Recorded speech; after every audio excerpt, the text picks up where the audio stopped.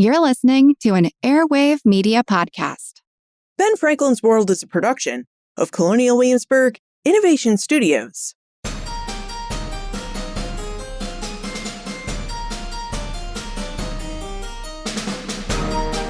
Hello, and welcome to episode 371 of Ben Franklin's World, the podcast dedicated to helping you learn more about how the people and events of our early American past have shaped the present-day world we live in. And I'm your host, Liz Covart. When Christopher Columbus arrived in, quote, the New World in 1492, he and his fellow Spaniards arrived in a place where slavery already existed. Long before European arrival, indigenous peoples and nations practiced enslavement. Now, their version of enslavement looked different from the version that Christopher Columbus and his fellow Europeans practiced, but indigenous slavery also shared many similarities with the Euro-American practice of African Chattel Slavery. While there is no way to measure the exact impact of slavery upon the indigenous peoples of the Americas, we do know that the practice involved many millions of indigenous people who were captured, bound, and sold as enslaved people. Estevan Real Galvez, an anthropologist, historian, and historical consultant, joins us to discuss a new digital project designed to tell the stories of the indigenous enslaved. This digital project is called Native Bound, Unbound, Archive of Indigenous Slavery. Now, as we explore the Native Bound, Unbound project, Estevan reveals the goals of the Native Bound, Unbound digital archive and why Estevan and his team started this project, the origins of European-controlled indigenous slavery in the Americas, and details about the scope of indigenous slavery and why this topic is not a more well-known part of United States history. But first, the Colonial Williamsburg Foundation runs the world's largest museum dedicated to helping you investigate and explore the history and origins of the United States. As the world's largest United States history museum, Colonial Williamsburg always has a lot of research, activities, and programming taking place all year round. To stay up to date with what Colonial Williamsburg and its scholars are discovering about the past, and to explore its wide range of activities and programming, sign up for one of its email lists at benfranklinsworld.com/CW subscribe. Again, to sign up for one of Colonial Williamsburg's email lists, visit benfranklinsworld.com/CW subscribe. All right, are you ready to investigate the practice of indigenous slavery and discover more about this exciting new digital project about it? Let's go meet our guest historian.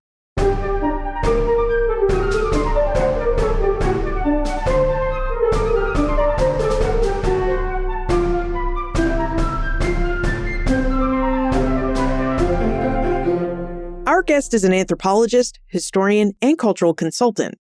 He has worked as a senior vice president at the National Trust for Historic Preservation, as executive director at the National Hispanic Cultural Center, and as a state historian of New Mexico.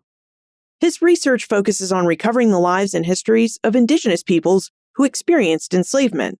And at present, he is the founder and executive director of the digital project Native Bound, Unbound, Archive of Indigenous Slavery. Welcome to Ben Franklin's World, Estevan Real Galvez. I'm so pleased to be here with you, Liz. And we're pleased to have you, Estevan. Now, I know we're going to talk a lot about your exciting new digital project, Native Bound, Unbound, but we've never spoken with a state historian before. So before we get into your digital work, would you tell us about your work as the state historian of New Mexico? What kind of work does a state historian do? It depends on what the legislation says for each state, but I could tell you certainly about the amazing things I was able to work on when I was the state historian of New Mexico, which was, I think, about 14 years ago now. Officially, it's a leadership position at the New Mexico State Archives, so it oversees that part of the commission. Also, generally, the person who holds the position serves as the chair of the Historic Preservation Commission that oversees historic preservation across the entire state.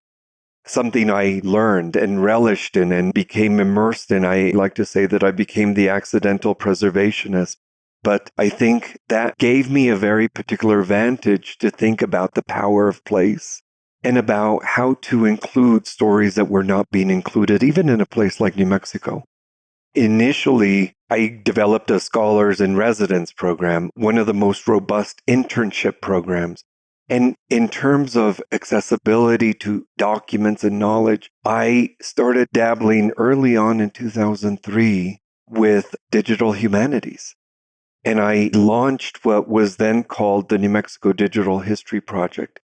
We probably digitized 6 million items, both audio, documents, artifacts, and we developed a public website that won a couple of national awards. I was really proud of that project. It's no longer accessible, but it was one of the things I was most proud of when I did that position. Digital humanities, archives, preservation. Esteban, it sounds like being the state historian of New Mexico set you up nicely for the digital project you're operating now, which is Native Bound, Unbound. It's true, that position in particular, but I think everything I have done in my professional life has led me to this moment to create this project, which is both deeply personal and professional. Certainly, I think the impetus of the present project in a way began decades ago. As part of my research work for the dissertation, which was focused on Native American slavery here regionally, I built what I believe we would refer to as a relational database. Using family tree software, I used that as a mechanism to incorporate data that I was gathering from church records, census records, civil and criminal records. And the work that I'm doing now is an expanded version and implementation of that. Even my work at the National Trust has contributed to the way I'm thinking about how do we document place? How do we use technology to understand places that are often circumscribed to the most marginal, including the enslaved? Certainly more recently, I managed another Mellon Foundation project building on community-based archiving. So all of these projects, but it's brought me to this project that I think I was born to do this. Would you tell us about this project that you were born to do, the Native Bound, Unbound project? What exactly is Native Bound, Unbound, and what is the personal story that prompted you to start this project? It's imagined as an interactive multimedia interdisciplinary website, but underneath that public website that we eventually will launch over the next year, I hope, we're building a centralized digital repository, all centered on the lives of enslaved Indigenous people. As the project develops, it will serve as a platform for activating that collection, transforming data, but eventually it will be amplified through digital exhibitions, chronologies. And I hope that people will be able to access it for advancing new scholarship. And I hope it will be a major source for educators, scholars, storytellers. So it's a digital repository where we are gathering digital assets. Those assets will include documents, but they'll also include artifacts, oral histories, all types of content. And all of it will be accessible through a public website. The personal story. I have been thinking about Indigenous slavery since I was a little boy. When I curled into my great-grandmother, Dulcinea Ariano, when we would visit her in Pueblo, Colorado, she told the same story every time we visited her. And in fact, we recently found a recording that was done in the 1980s of her, and that recording includes part of the story. She told of an ancestor that she only could refer to as La India Panana. I didn't know what that meant then, but it was an Indigenous Pawnee ancestor who had been captured by an enemy tribe and is taken, as she pointed with her lips, down south. And she told another man, a Mexican man who had also been captured by that tribe, if you take me with you, I will show you how to escape. And according to the story, they escaped. They ended up in a village just north of Taos, New Mexico, called Arroyo Hondo. And I descend from that couple. Another story that was told on my mother's side of the family was told along with two artifacts. My mother had inherited across the generations two blankets that were attributed to a woman who was known as Nanacela Manuelita Cisneros, a Diné, a Navajo woman who had been taken as a child, learned to weave with a master's loom, and those two blankets were handed down from one generation to the next. until one is hung above my dining room table to remind me of that story every day. And the third story, I think it was 1977, when Roots became a syndicated television series. And this little boy growing up in northern New Mexico sat down with my brother and my parents to watch that night after night, deeply impressing upon me the importance of the legacy of slavery in a very different context, obviously, from the one that I would explore. But those stories of La India Panana, of Nanacela, and of people like Kunta Kinte and Kizzy and all of those characters that emerged from Alex Haley's Roots deeply impressed on me the importance of telling a different story. So I went on and wrote a dissertation about this.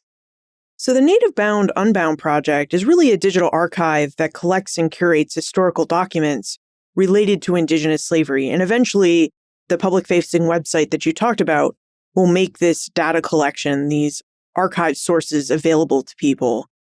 Esteban, since we are talking about Indigenous slavery, would you provide us with an overview of the enslavement of Indigenous peoples in early America?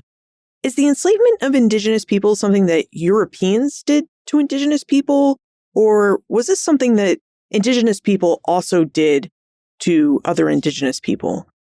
Indigenous slavery really predated the arrival of Europeans in the Americas. But at the moment, our focus is beginning in 1492.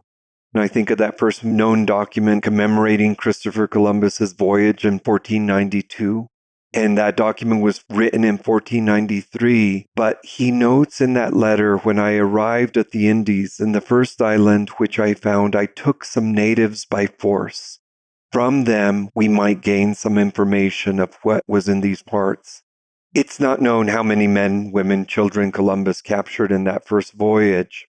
But when he was received in Barcelona by the Catholic monarchs, Ferdinand and Isabel, among the gifts presented before those monarchs were 6 indios, 6 indigenous individuals who survived that passage, including a young boy from the island of Guarani. Every European nation that was involved in the colonization of the Americas, from the Dutch, the Spanish, the Portuguese, the British, and the Spanish, were involved in this indigenous slave trade. From that moment in 1492, all the way into the early 20th century, when people who had been captured in the 19th century were still being held in places like Colorado and New Mexico, as late as the 1940s and 50s, still being held in the homes of the grandchildren of their former enslavers, still being recognized with the terms servant, which I refer to as a euphemism for slavery. So we're interested in documenting every single instance of enslavement across the Americas, regardless of who did the capturing and enslavement. Esteban, when you told us the story about your personal connections to the Native Bound Unbound Project, you mentioned that you and your family sat down to watch Roots in the 1970s, and that all of a sudden you're looking at slavery from a different vantage point because you were watching this film about African slavery, all the while thinking about your ancestors who were enslaved as Indigenous people. Now that you're all grown up and you've had all of your historical experience and training, do you think Indigenous slavery was similar to the ways that Europeans and early Americans enslaved Africans and African Americans? I think of what historian Andrés Reséndez has noted. It was a parallel system of bondage, as degrading and vast as African slavery. There are differences, but the more we explore and gather details across regions and time periods, Liz, we're actually seeing more in common than we are seeing differences. Certainly the main difference under various empires is the legality of the trade. Under the Spanish Empire, indigenous slavery was made illegal in 1542, but it continued. It continued with a different language and, as I say, under a tolerated illegality, thus rendering it much more invisible than African slavery. One of the terms that is often used by slavery scholars in the United States especially, not in places like Peru or Argentina, but certainly in the United States, is the transatlantic slave trade. I have already told you a story about 1492, about 6 individuals who were carried across the Atlantic. In 1495, Columbus loaded up a ship of 500 indigenous people. So the transatlantic slave trade was not just Africans coming into the Americas, but indigenous people being carried into places all across Europe, into London, into Madrid, and beyond. The other term that is often used is chattel slavery to refer to African slavery, which is nothing more than treating people like property, right? Like the hoofed animals. One of my favorite documents to explore in thinking about this project are last wills and testaments and the inventories that we're finding in those last wills and testaments, whether a document from the 1500s that we've recently been translating from Peru or last wills and testaments that I've looked at here in New Mexico, shows people being willed and given across generations like they're movable property, just like chattel. So again, when I said in answering your question to begin with, there are more similarities than there are differences. It's important to talk about the issue of race and tribe and all of those distinctions. And it's also important to think about the different regions, right? So Mexico is different from Brazil. Brazil is different from Colorado and California. Virginia is different than Texas. So as we immerse ourselves in this research, it's teasing out those differences and contextualizing it as best as we can. Speaking of the need to talk about race, tribe, and other distinctions, when we talk about African slavery, we talk about people who were forcibly brought across the Atlantic Ocean from Africa to the Americas. And these Africans hailed from all over Africa, and while they may have been enslaved in family and friend groups, once they arrived in the Americas, they were usually dispersed and separated from the people that they knew. So without friends, family, and a lot of other people who spoke their African language or participated in their African cultures, lots of enslaved people had to create and learn new Creole languages and European languages so that they could speak with one another. And they also had to create new cultures as the act of enslavement really separated them from their people, histories, and cultures. Is the same sort of cultural creation and language creation among the similarities that you find between African and indigenous slaveries? Did indigenous people experience the same sort of familial and cultural separation as enslaved people who were brought in from the African diasporas? All we can do is look at the documents and as much as possible try to contextualize and understand what those experiences might have been like. But I do think even in this context here of New Mexico, there's a document from 1733. It's individuals who, by this point, they had been captured and held within communities over 20 years. They have now been given the ability to settle their own lands, so they've been tentatively freed, so to speak, but they're listed by multiple nations. Kiowa, Apache, Comanche, all of these different nations that they're being thrown together in their various indigenous communities that have their own worldviews, their own languages, their own geographic understanding of the world. And they're all thrown together as little kids. And even as adults, may not understand one another at all. But they're all forced into the same slave regime and made to serve. They're enslavers in this same geography. I'm also curious about the legalities of slavery and how those may have varied by the enslaver's empire. So in the case of African slavery, at least in the English, Dutch, and French contexts, the condition of servitude followed that of the mother. So if a woman had a baby while she was enslaved, then her child would also be enslaved. And this is known as the doctrine of partus sequitur ventrum. So Esteban, was this doctrine of partus sequitur ventrum also implied to indigenous people who were enslaved by different European empires? It varies by region and varies by time period. So I have actually traced individuals here in New Mexico who are captured and enslaved, and it appears from the records that their children also inherit that same status. It's one of the points that slavery scholars have indicated are differences between the African slave trade and the indigenous slave trade. But again, it depends on the circumstance, the region, and the time period. We're seeing both issues reflected in the documents. And what kinds of documents are you finding in archives and entering into the Native Bound Unbound Slavery Archive project? Because we talked about the documents as we discussed different answers to different questions. So I wonder if you would tell us about the types of documents, the types of historical documents that reveal information about enslaved Indigenous people. Oh my gosh, there's so many documents, Liz, that we are gathering. So records that reveal these experiences currently exist in archival repositories around the globe. And they include legal cases, so criminal, civil cases, censuses, letters, last wills and testaments, newspapers, photographs, church records. Church records, I think, are going to be the largest extent type of document. Baptisms, marriages, burials. But we're not only thinking of records, right? So we're thinking that museums hold tapestries, pottery, and more that reflect Indigenous slavery. Individuals and families hold personal records, objects, artifacts, photographs, and stories that have been passed down.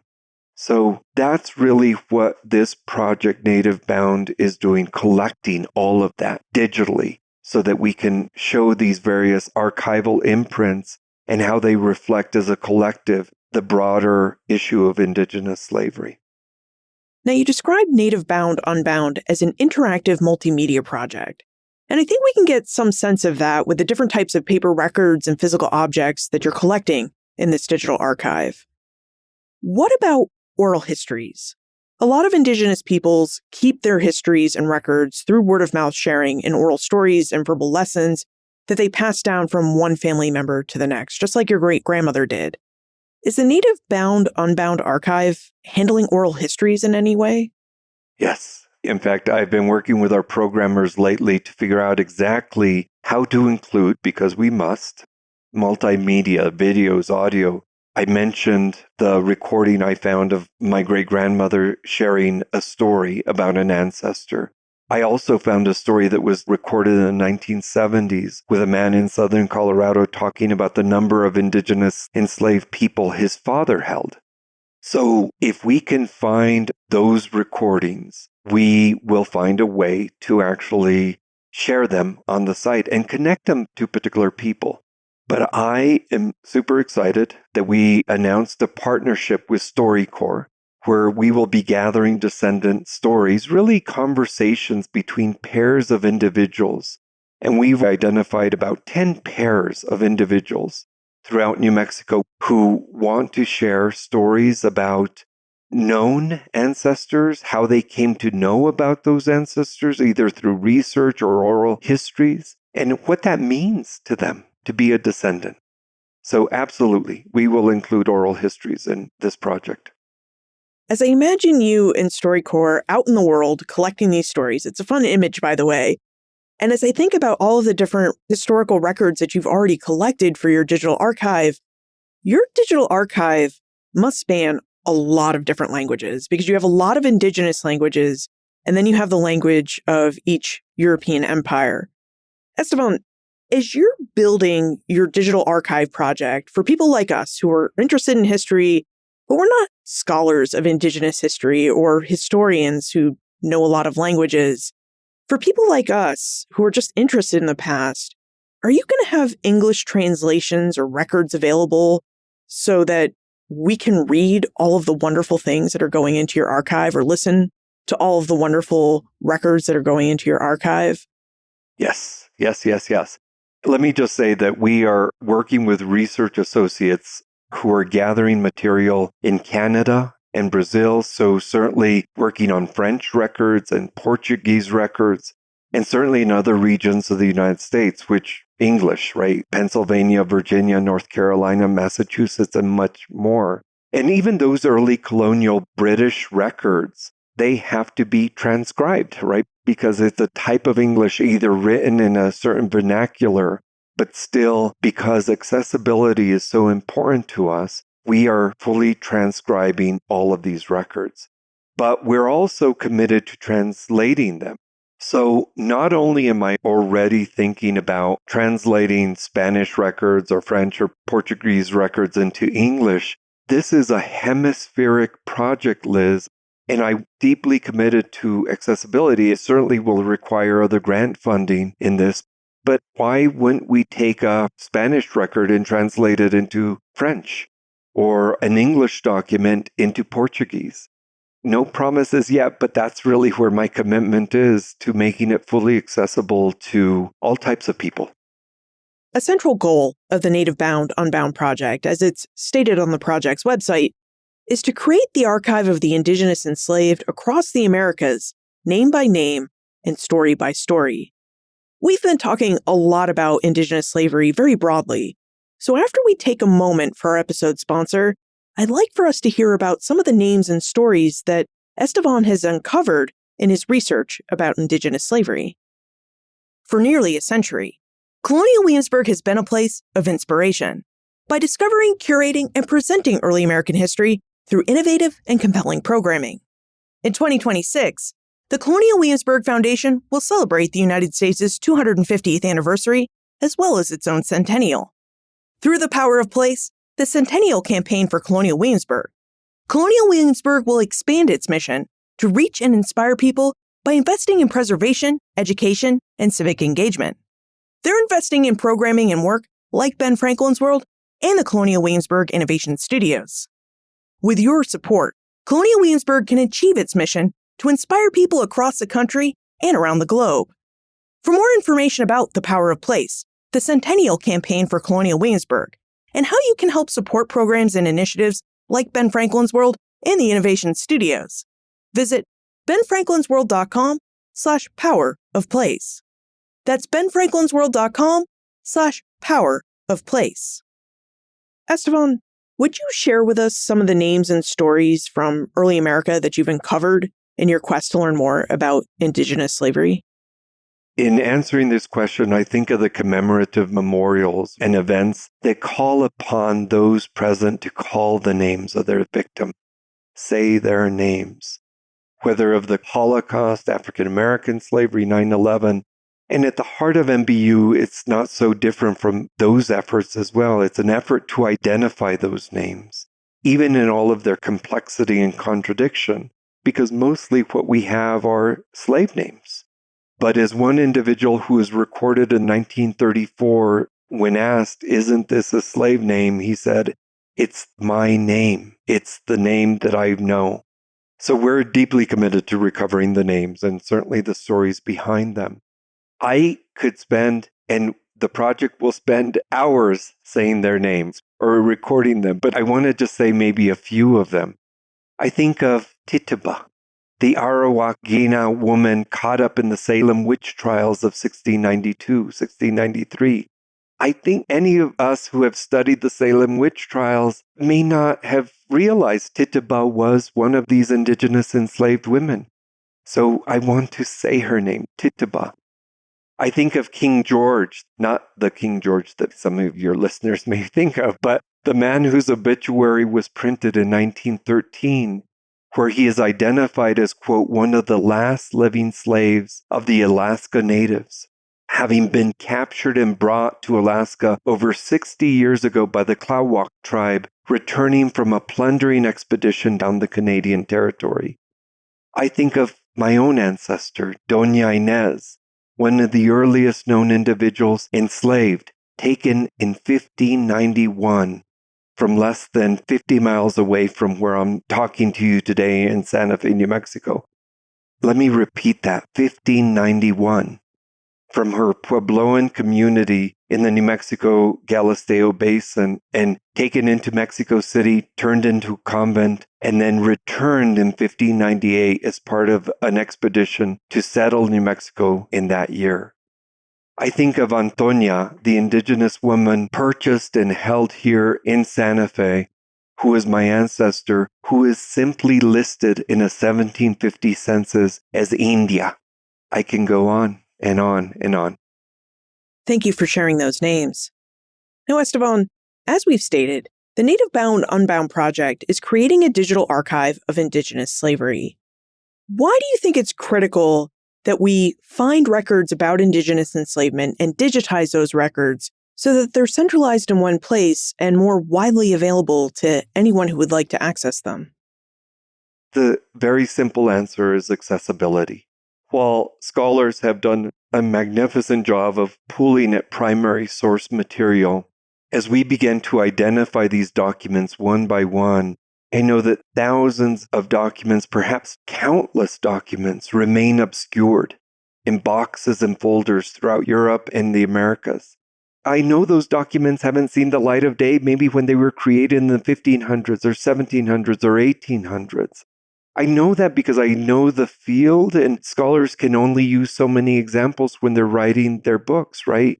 But we intend to pool those documents out of boxes, scan them so that people can see them online. And as I said earlier, we're going to transcribe them and translate them. By doing that, again, back to the imperative of accessibility, it not only reveals a more nuanced, more complex story of the hemisphere and of the United States of America, but it allows us to know these histories. I heard an interview recently between Oprah and Nicole Hannah-Jones, the creator of the 1619 Project, who both acknowledged the idea that the American public just does not know these histories. By making these documents more accessible, I hope the knowledge will shift the narratives and eventually, hopefully, shift the consciousness of who we are as a nation, who we are as a community, as a people. Once the Native Bound Unbound Project makes these different historical sources and documents available, and you said that some of these documents may be available before the end of the year, once you make these written and other types of sources available, how do you hope people will use this archive and the information within it? I know many of us come to history through genealogy, so have you imagined people conducting genealogical and historical research in your database? How do you imagine people using this project? Oh my gosh. I think of the multiple types of users. I think of scholars, right? I think it will begin to amplify that type of scholarship. So scholars will suddenly be able to draw upon the information.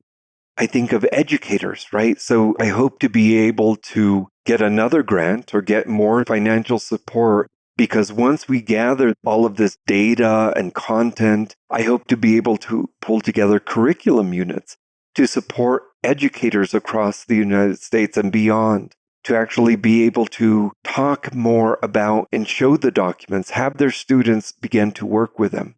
I think of artists, all types of creators who I hope will be able to draw from the material to create television series, movies, operas, novels.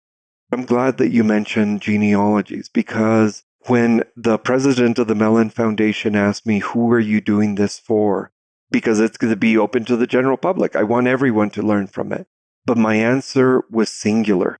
We are doing this for descendant communities. So when people use it, they can actually just look up a name. If they look up Josefa Romero, they can look up all of the Romeros. If they're interested in finding all the Comanches, they will be able to just do a search for that. It will also be curated for those people who just want to navigate through and actually understand how many people in the 1700s across the hemisphere were enslaved. There are multiple ways in which we use it, but I certainly am always thinking of descendants who actually may want to be able to try to find an ancestor. Do you have a sense of how many Indigenous people were enslaved? There have been a few estimates based on some of the records that people have started to explore. Andres Resendez, for instance, has estimated, I think, about 5 million. If I remember correct from glancing at an index he has at the back of his book, The Other Slavery. But here's the reality. I think it's going to be millions. Many, many millions. Because the research that we have to date, that Andres and maybe other historians are drawing from, are primarily baptismal records. And as we start to expand that into burials and marriages and civic and census records, that number will increase exponentially. This is not about numbers. It's about people. I'm mindful of not letting this be simply about numbers of people that are listed in a document because, in a way, it abstracts their experience. It's going to be important for us to think about this in a much more respectful way. It's true that I think it'll reveal astronomical, unexpected numbers. But for every name and experience that is recovered and placed into context, there's an individual behind that. And for me, it's about honoring those individuals. It also sounds like this archive of Indigenous slavery could also be a place of community, where if you are doing genealogical research and you find yourself to be part of a descendant community, you might find relatives and ancestors that you never knew you had. Absolutely. It's about connectivity, not just connecting the past to the present, ancestors to descendants, but about kinship. I happen to have led a community-based conversation in El Paso. We had, about 30 people gathered there. And the invitation that I extended to the community was to be able to share ancestor stories of people who they knew about, had discovered through research or through an oral history that had been passed down. We needed boxes of Kleenex, first of all, because it was a powerful clearing where people were able to share testimonies, to speak power to those names and to those experiences. But what was also powerful to me, Liz, was one story invited the next. And really, that's one of the promises I hope for Native Bound Unbound, that it will not only connect cousins and kin, but I think it will create connections that we weren't even expecting. Earlier, you mentioned how Oprah and Nicole Hannah-Jones discussed that people in the United States don't really understand the histories of slavery. And Rosemary noted something similar. She says that for many Americans, the existence of Indigenous slavery is really missing from our understanding about the early American past. And she believes that this is in large part because it's a subject so rarely taught in our classrooms. So, Esteban, Rosemary wonders if you have any ideas about why the enslavement of Indigenous peoples by non-Indigenous peoples has been mostly erased from our history books. I do. First, this points to part of the way history is taught and consumed in the United States. I was raised and schooled in southern Colorado, northern New Mexico, so I'm part of that. And the 13 colonies is almost always recognized as the origin point, and everything flows from there east to west. But I would invite your listeners to think more critically about geography and history, and much more expansively.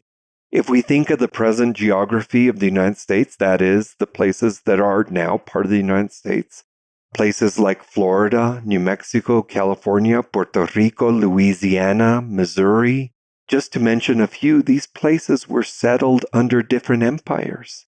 Spanish and French, and in some cases, those settlements are older than the British colonies. So it's important to think critically about what is colonial American history, first of all. And because history is often taught that way, the history of those places is often not considered to be part of the nation's history.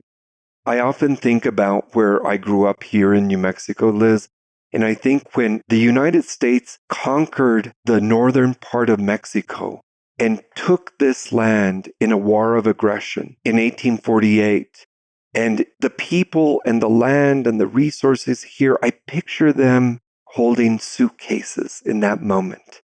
And the nation said, okay, you are all now part of the nation.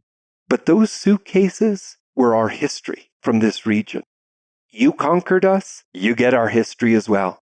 You can't just talk about post-1848. You get all the way back to 1530 when Estevanico comes in to this land. The nation inherits it all. I think that's part of the reason it gets erased. There are others.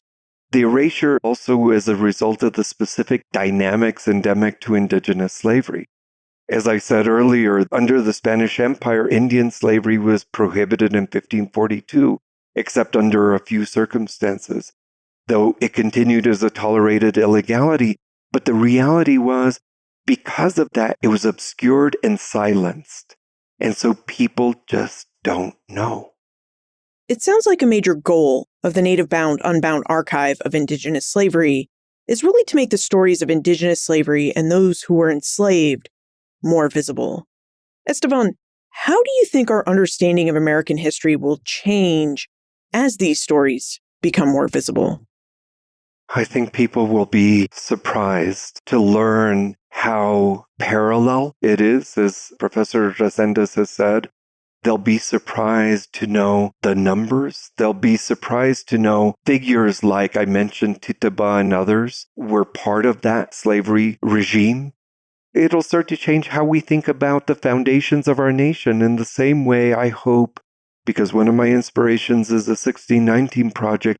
I think will change how we think about origins. It will change how we think about identity.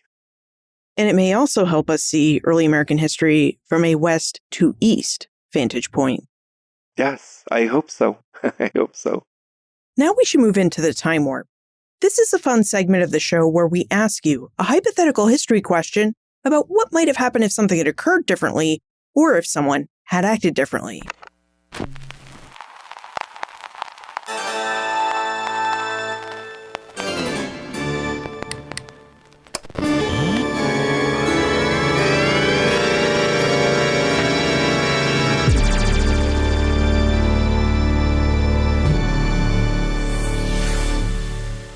Esteban, in your opinion, what if the Native Bound Unbound Digital Archive had actually been available 30 years ago?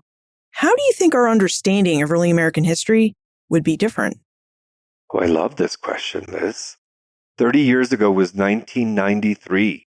And while you've asked a broader question, I can't help but reflect on a personal level. At the time, that was my second year of graduate school. I was also in law school, long story, but just beginning to immerse myself into the research. And if this database had existed then, it would have been transformative in my own research. Instead, I began to create a database of my own.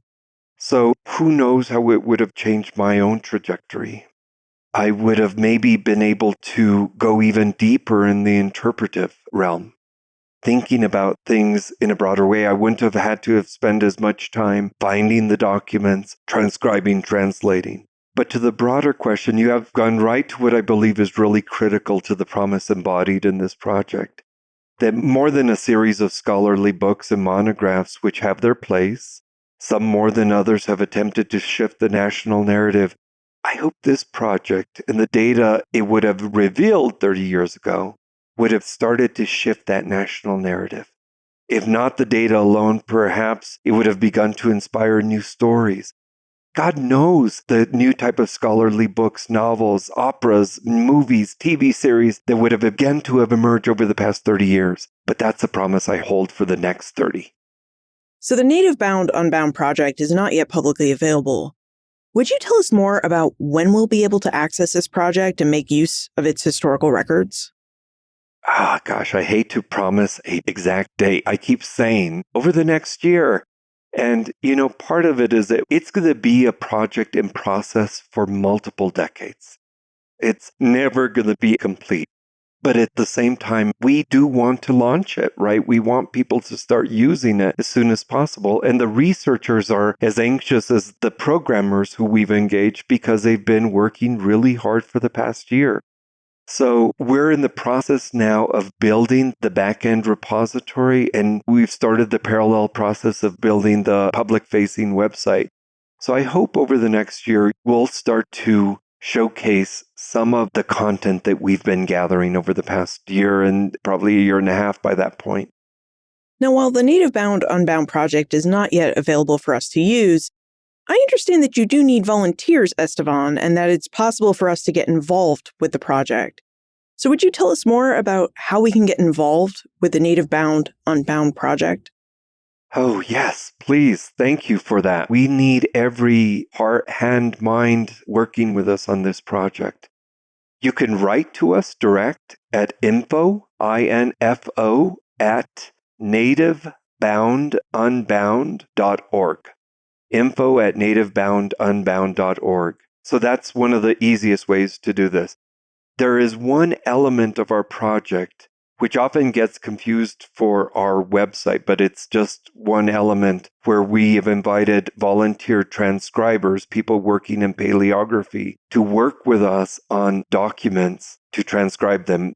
That's at a portal called From the Page. And if you just Google Native Bound Unbound, you'll find your way there. But even at that, I would say, please write to us at info@nativeboundunbound.org. Esteban, are you conducting research for any particular aspect or story of Indigenous slavery as you work to build the Native Bound Unbound archive? We're conducting all types of research. We're interested in family and gender and labor and types of raids. I don't want to leave a stone untouched or a box unopened. And the contextualization of this, we are looking at language, we're looking at vocabulary. There's probably not a single element of Indigenous enslavement that I would not be interested in incorporating in the project.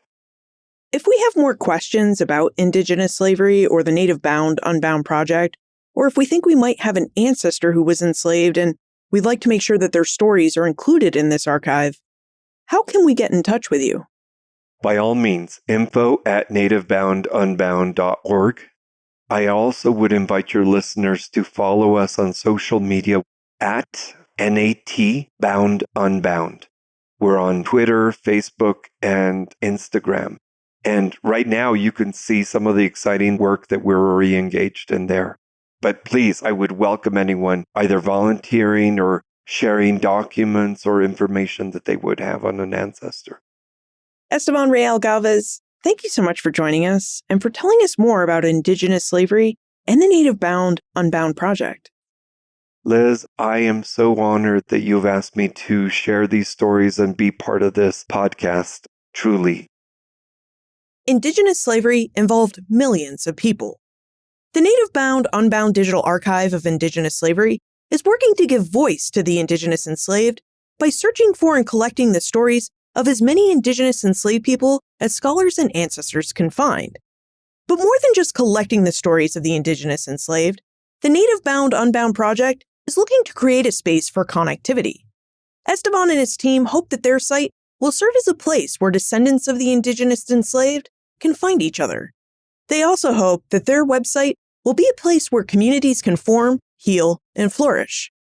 When we learn and talk about slavery within the United States, we almost always talk and think about African chattel slavery. That was the practice of slavery Europeans brought to and developed within the Americas.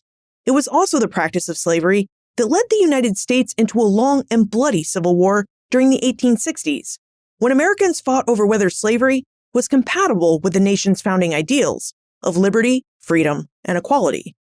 As Esteban noted, African chattel slavery was a parallel practice of slavery.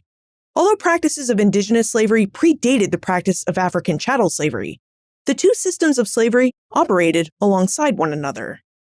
So why don't we learn more about Indigenous slavery in school and in our history books?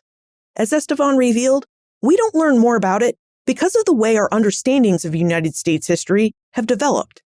As we heard from Michael Haddam in episode 307, historians began writing their first histories of the United States right after the American Revolution. As the nation was then limited to the eastern seaboard, that was where their histories began, with the 13 British American colonies that had rebelled against the British Empire and won their independence. As the nation grew and expanded west, our history books and lessons continued apace by adding only the stories of how new states came to join the existing union. No accommodation was ever made to rejigger the nation's chronology or its colonial history to include the timelines, peoples, and events that fell outside of the United States' origins in British North America. The United States is a nation that looks at its history from east to west. But much can be learned if we also look at its history from west to east. Looking at early American history from this Western vantage point allows us to tell a more complete story of the United States' origins. It also allows us to see the broader picture of the nation's full colonial past, and also its rich and very full Indigenous origins and history. You will find more information about Esteban, the Native Bound Unbound project, plus notes, links, and a transcript for everything we talked about today all in the show notes page. benfranklinsworld.com/371. Friends tell friends about their favorite podcasts. So if you enjoy Ben Franklin's World, please tell your friends and family about it. Production assistance for this podcast comes from my colleagues at Colonial Williamsburg Innovation Studios: Joseph Edelman, Katie Schinnebeck, Ashley Bachnight-Claybrooks, and Ian Tonat. Breakmaster Cylinder composed our custom theme music. This podcast is part of the Airwave Media Podcast Network. To discover and listen to their other podcasts, visit airwavemedia.com. Finally, the Innovation Studios team and I would love your input and ideas for topics that we can explore in early American history from a Western perspective. Let us know about the history in your area that you think more people should know about. Liz at benfranklinsworld.com. Ben Franklin's World is a production of Colonial Williamsburg Innovation Studios.